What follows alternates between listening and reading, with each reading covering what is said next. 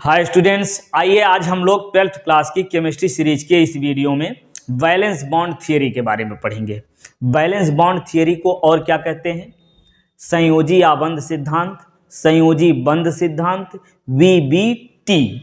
ठीक है, अब इसको किसने दिया था? लिनियस पोलिंग ने 1930 ईस्वी में उपसंयोजी यौगिकों की संरचना को संयोजी इलेक्ट्रॉन और संकरण के आधार पर बताया। उपसंयोजी यौगिकों की संरचना को किसके आधार पर बताया? संयोजी इलेक्ट्रॉन और संकरण के आधार पर बताया। अब क्या बताया इसको हम समझेंगे इस वीडियो में, और इसमें एग्जाम्पल्स बहुत पूछे जाते हैं। जैसे दे दिया जाएगा इस उपसंयोजी यौगिक में किस प्रकार का संकरण है, संरचना कैसी है, संकरण क्या है, संरचना क्या कैसी है, अनुचुंबकीय है कि प्रतिचुंबकीय है, चुंबकीय आघूर्ण कितना होगा, ये प्रश्न पूछा जाता जरूर आता है। उसको हम अगले वीडियो में एग्जाम्पल से पढ़ेंगे। इस वीडियो में हम लोग संयोजी आबंध सिद्धांत में क्या क्या है इसको पढ़ लेंगे। क्यों ऐसा कर रहे हैं? क्योंकि इसको यदि आप पढ़ लेंगे तो थोड़ा मंथन करते रहेंगे, फिर इसके बाद एग्जाम्पल से जब बताएंगे तो पूरा अच्छे से समझ में आ जाएगा। ठीक है, पिछला वीडियो यदि आपने नहीं देखा तो उसको देख लीजिए, तो ये थोड़ा और आसान हो जाएगा, है ना। वैसे अभी बताएंगे तो सब आसानी से क्रम से दिमाग में होता चला जाएगा। तो पहला पॉइंट क्या है कि संयोजी आबंध जो होता है ये बनता कैसे है? परमाणुओं के मध्य सहसंयोजी बंध जो होता है वो आधे भरे हुए परमाणुओं के अतिव्यापन से होता है। कैसे होता देख लीजिए थोड़ा एग्जाम्पल से। ये हम ले लेते हैं नाइट्रोजन। नाइट्रोजन के पास कितना? 7 इलेक्ट्रॉन है। इलेक्ट्रॉनिक विन्यास करिए 1s 2s 2p, कितना होगा? 7 है, 2 2 4 3 7। अब नाइट्रोजन को हाइड्रोजन से हम जोड़ रहे हैं, तो देखिए ये भरा हुआ है पूरा कक्षक। p में कितने हैं? p उपकोष में कितने कक्षक हैं? 3। ये 3 कक्षक।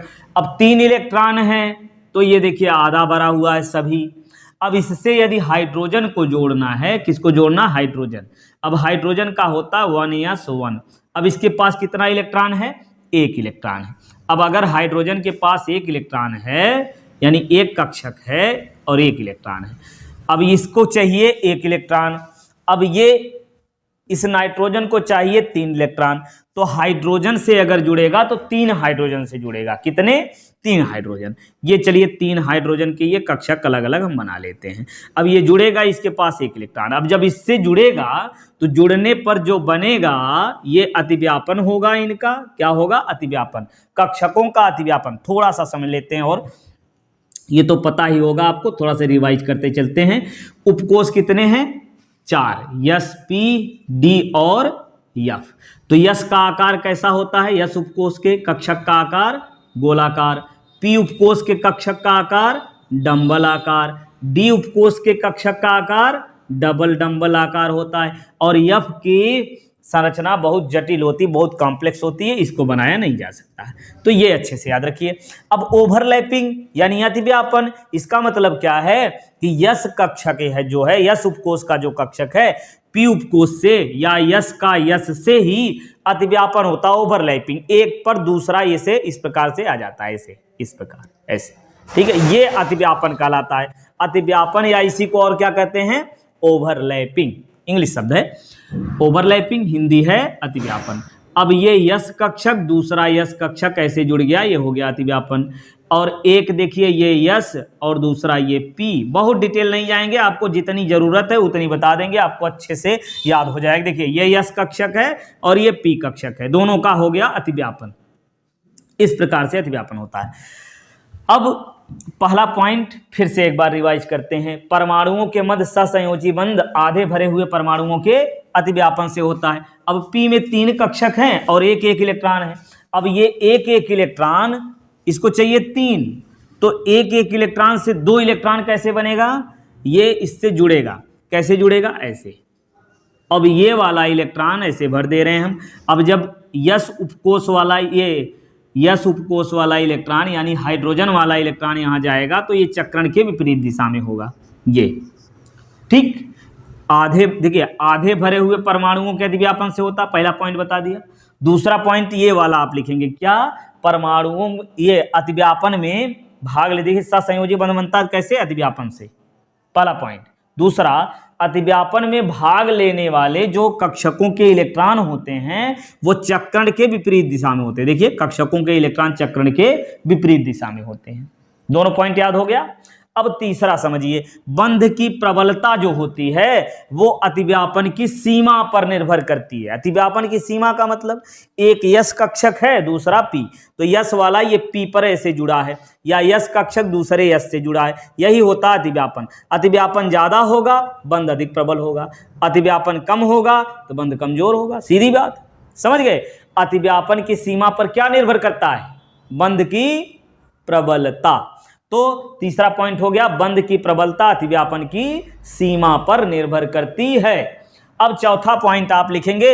अब देखिए, इसमें हमने 4, अब जो पॉइंट अब बताएंगे ये आपको बहुत ही अच्छे से याद रखना है, जिसके आधार पर आप एग्जाम्पल कर पाएंगे। तो ये पॉइंट आपका है कि केंद्रीय धातु परमाणु, देखिए उपसंयोजन यौगिक एक लिख देते हैं जिससे आपको और भी आसानी से समझ में आ जाएगा। K4FeCN6 ये है। अब इसमें देखिए Fe क्या है? केंद्रीय धातु परमाणु है। ये क्या है? Cn लिगैंड है। लिगैंड क्या करता है? केंद्रीय धातु परमाणु से इन दोनों के मध्य क्या होता है? उपसंयोजी बंध बनता है। लिगैंड क्या करता है? ये दाता का कार्य करता है, यानी इलेक्ट्रॉन युग्म देता है।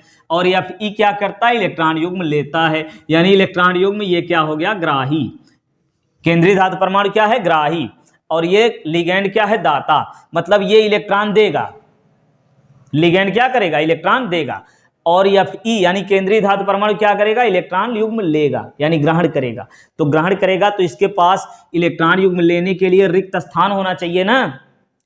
तो अगला पॉइंट यही है, क्या है कि केंद्रीय धातु परमाणु अपनी उपसंयोजन संख्या या समन्वय संख्या कर लीजिए, उपसंयोजन संख्या के बराबर खाली कक्षक उपलब्ध कराता है।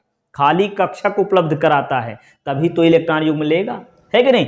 तो ये पॉइंट क्या कहेंगे आप? केंद्रीय धातु परमाणु अपनी उपसंयोजन संख्या के बराबर खाली कक्षक उपलब्ध कराता है, जिससे लिगैंड उपसंयोजी बंध द्वारा जुड़ता है।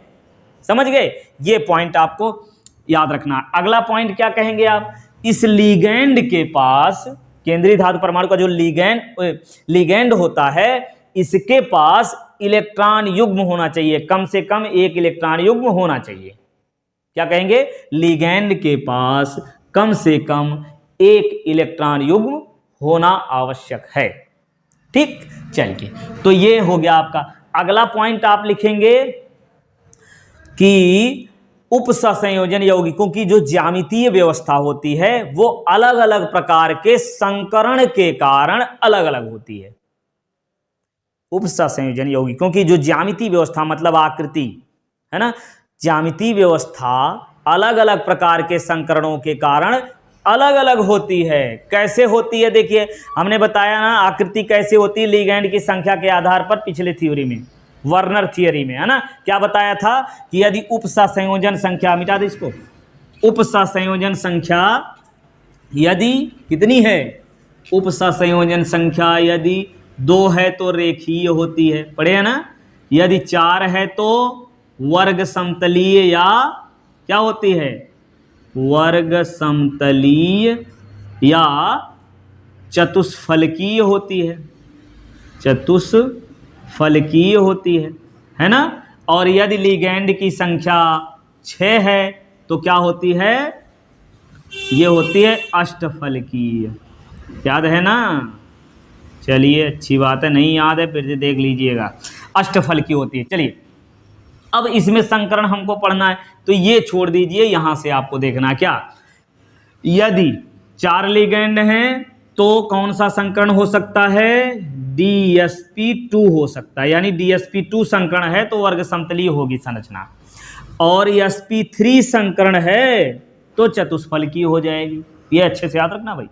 और अष्टफलकीय कब होगी? जब देखिए 6 लिगैंड हैं तो क्या कौन सा संकरण होगा? एक S हो गया, 3p4, 2 और बचा है D2 कर लीजिए, sp3 D2। जैसे यहाँ 4 था तो एक S 3p sp3, और 4 में ऐसे भी हो सकता है, एक D, एक S और 2p मिला के 4 हो गया। तो DsP2 संकरण होगा तो वर्ग समतलीय होगा, sp3 होगा तो चतुष्फलकीय होगा। और sp3d2 होगा तो अष्टफलकीय हो जाएगा। समझ गए?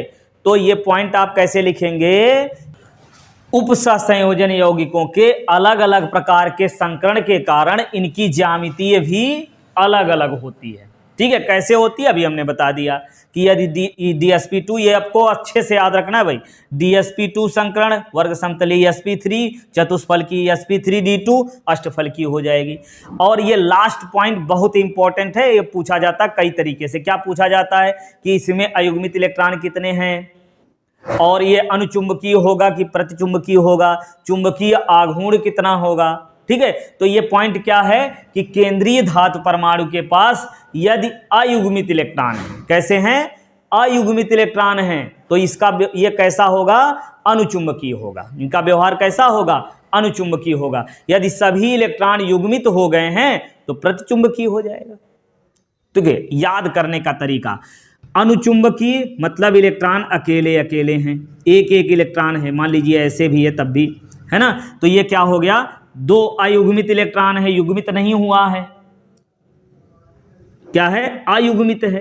अयुग्मित अनुचुंबकीय, अयुग्मित अनुचुंबकीय। और यदि युग्मित हो गए तो देखिए प्रतिकर्षण करेंगे, समझने के लिए भाई, प्रतिकर्षण करेंगे, प्रतिचुंबकीय। समझ गए? सभी इलेक्ट्रॉन युग्मित होंगे तो क्या होगा? प्रतिचुंबकीय। यदि अयुग्मित इलेक्ट्रॉन है तो अनुचुंबकीय होगा। तो क्या लिखेंगे आप? केंद्रीय धातु परमाणु में यदि अयुग्मित इलेक्ट्रॉन है तो ये अनुचुंबकीय होगा, यदि सभी इलेक्ट्रॉन युग्मित हैं तो प्रतिचुंबकीय होगा, और जब प्रतिचुंबकीय होगा तो चुंबकीय आघूर्ण भी शून्य हो जाएगा। ठीक, तो ये हो गई आपकी वैलेंस बॉन्ड थियरी। तो इसको अच्छे से आप रिवाइज कर लीजिए, फिर अगले वीडियो में हम एग्जाम्पल के माध्यम से सब कुछ बता देंगे। ठीक है, चलिए पढ़ते रहिए, मिलते हैं नेक्स्ट।